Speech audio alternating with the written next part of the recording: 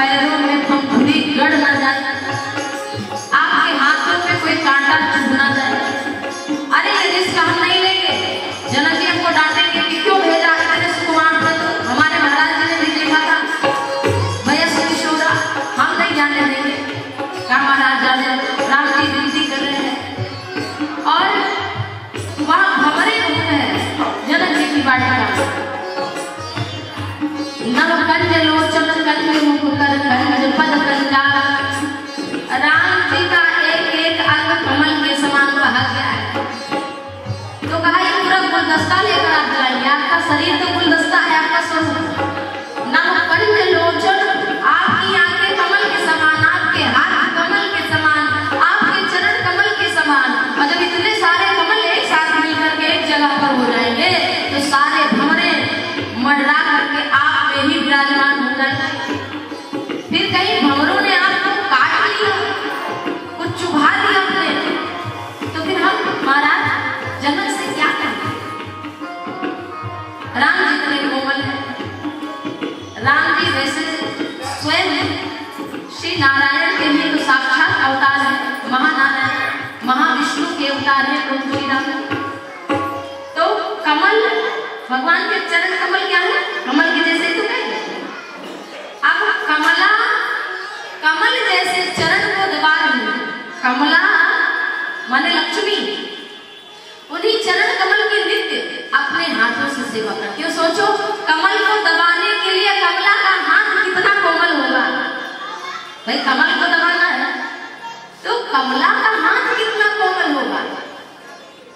और जिस चीज को दबाया जा रहा है चरण को, वो कितना कोमल होगा फिर। तो ऐसे श्री राम जी हैं, तो भाई हम आपको जाने नहीं देंगे। एक माली कहता है कि हम जाने तो दें, लेकिन आपका मुंह ये कमल जैसा है और आपके मुंह पे सारे भंवरे आके मंडरा जाएंगे, फिर हम क्या जवाब देंगे। तजी तजी सुमन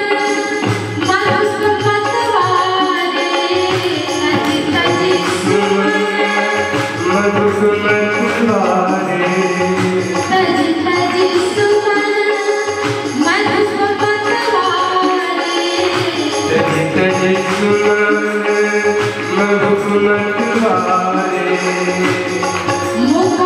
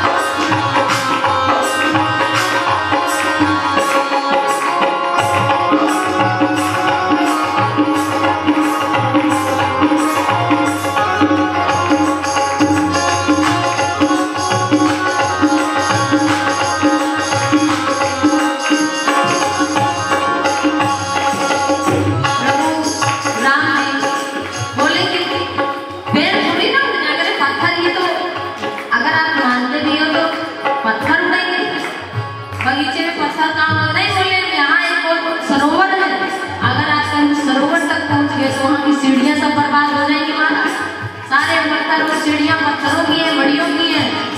अब वो पूरा बगीचा बर्बाद हो जाएगा, हम नहीं जाने देंगे। फिर कहा प्रवेश कैसे मिलेगा इस पुष्प वाटिका में?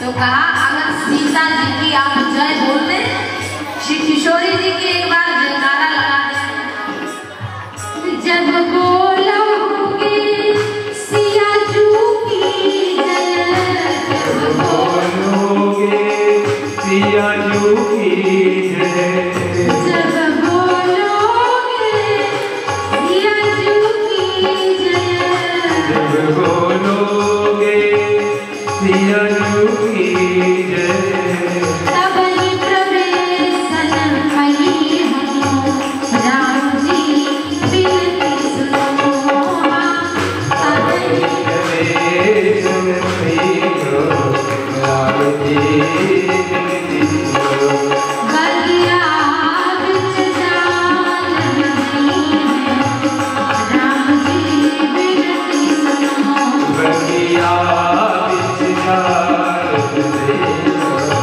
राम जी बिनती सुनो, बगिया बिच जान नहीं है राम जी बिनती सुनो।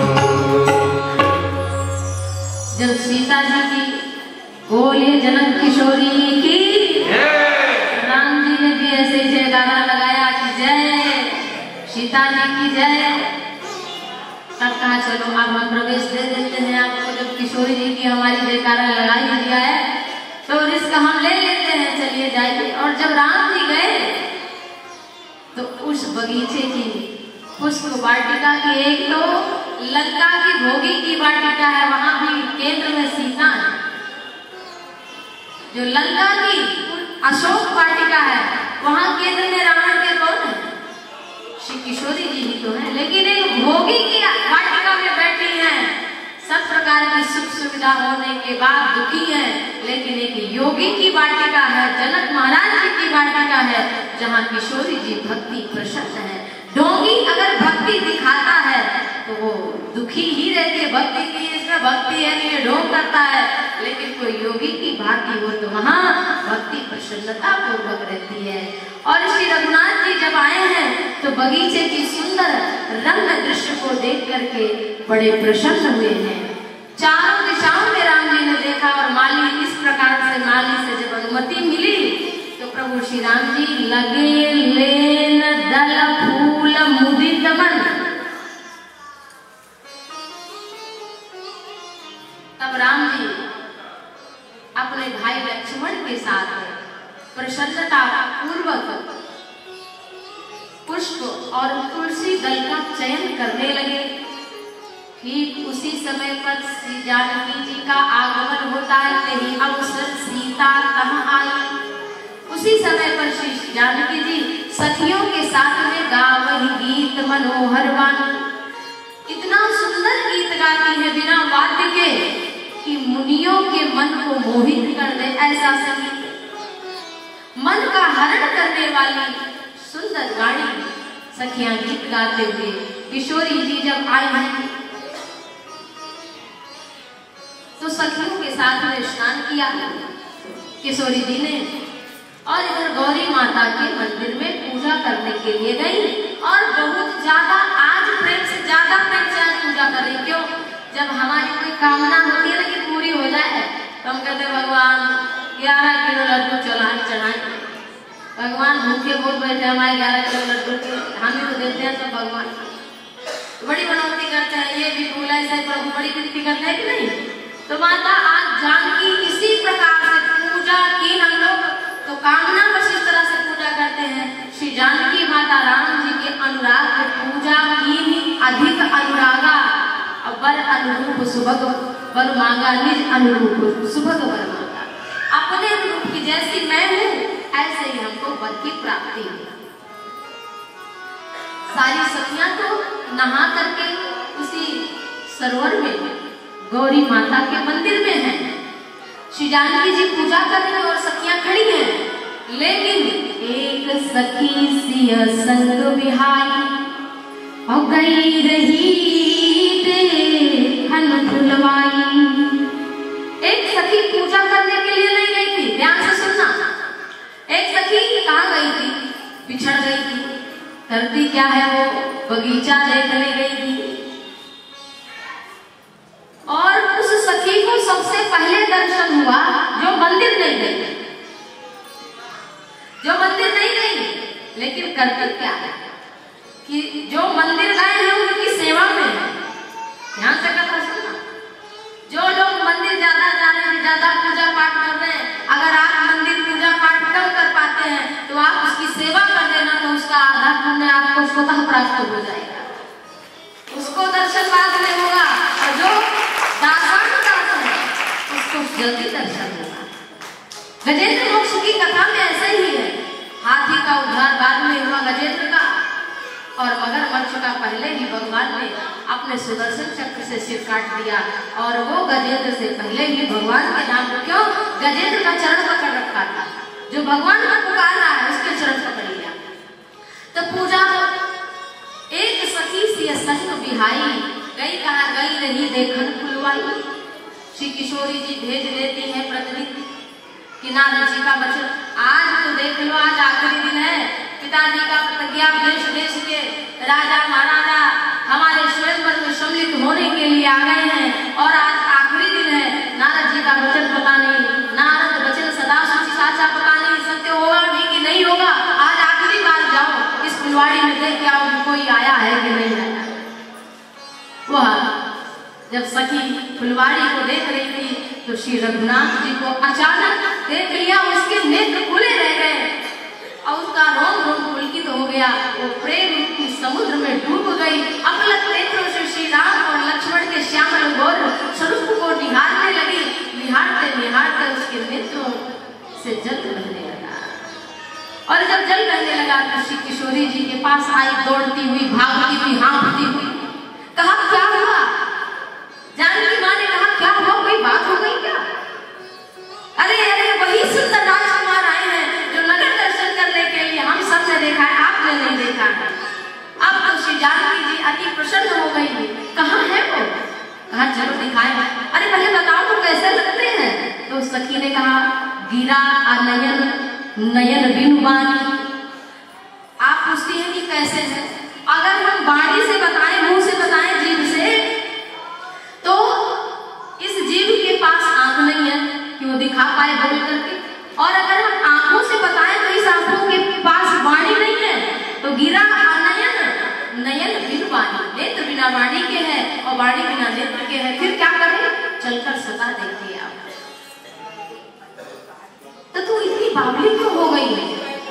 तेरा रूप ऐसा क्यों बदल गया? रोम रोम अभी तक खड़े हैं तेरे, तेरा कंठ गदगद है, कोई जादू टोना कर दिया क्या उन्होंने? तो सखी बोली हाँ, हम पे चलाए दियो टोना,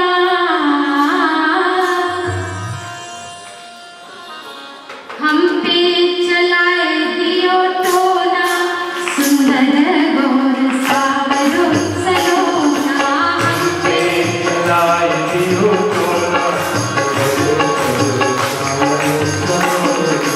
हम पे चलाए दियो टोना, हम पे चलाए दियो टोना।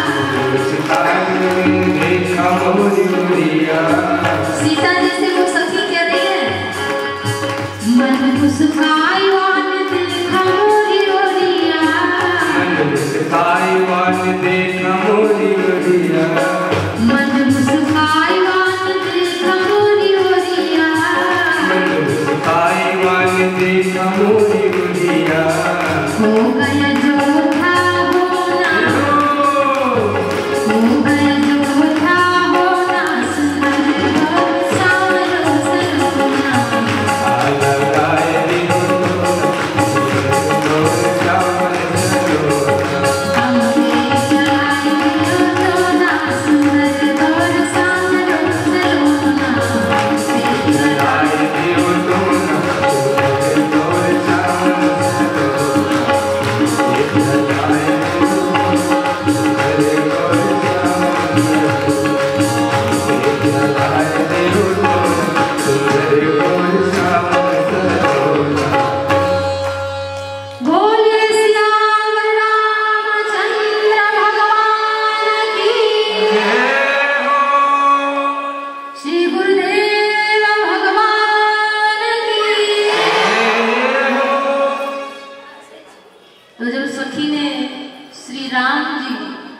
के रूप का दर्शन करके श्री जानकी जी को बताया कि वो कितने सुंदर हैं, ये तो स्वयं चलकर देखना पड़ेगा।